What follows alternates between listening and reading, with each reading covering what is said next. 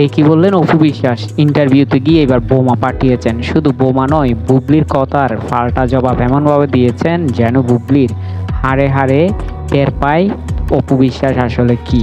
বুবলিকে এমনভাবে কটাক্ষ করে বলেছেন, সাকিব খান আমার পরিবার, আমার সব কিছু, আমার কেরিয়ার, আমার সন্তানের বাবা, সবটা জুড়ে সাকিব খান। তাকে এবার অন্তত শান্তিতে থাকতে দিন, তাকে ভালো করে কাজ করতে দিন।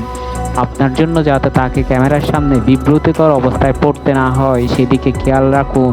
আপনি মানসিক অসুস্থ হয়ে গিয়েছেন, আপনার যদি চিকিৎসার প্রয়োজন হয় আমি টাকা দিব। বুবলিকে রীতিমতো মানসিক রোগী বানিয়ে কটাক্ষ করে ইচ্ছে মতো বলেছেন সেই ইন্টারভিউতে অপু বিশ্বাস। বুবলি যে বোমাটা ফাটিয়েছেন তার বিপরীতে অপু বিশ্বাস বোমা ফাটাবেন তা সকলেরই জানা ছিল, কিন্তু বুবলির চেয়ে আরও দ্বিগুণ শব্দ করে বোমা ফাটালেন এইবার অপু বিশ্বাস। বুবলিকে উচিত জবাব দিয়ে বুঝিয়ে দিলেন যে অপু বিশ্বাসও কম যান না। সাকিব, অপু, বুবলি ত্রিমাত্রিক এই লড়াই কোথায় গিয়ে শেষ হবে সেটাই এখন দেখার বিষয়।